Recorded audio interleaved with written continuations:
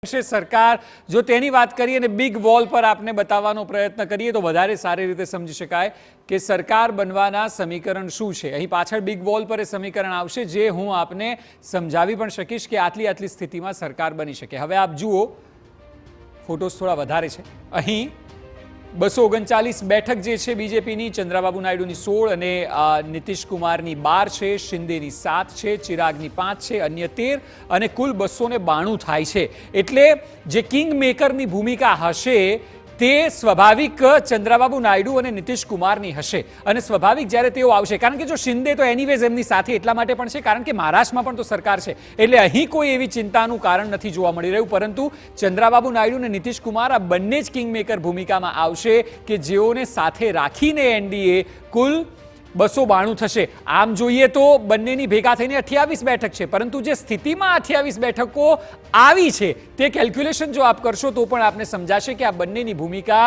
હવે પછીની સરકારમાં કેટલી મહત્વની રહેશે। આપણી સાથે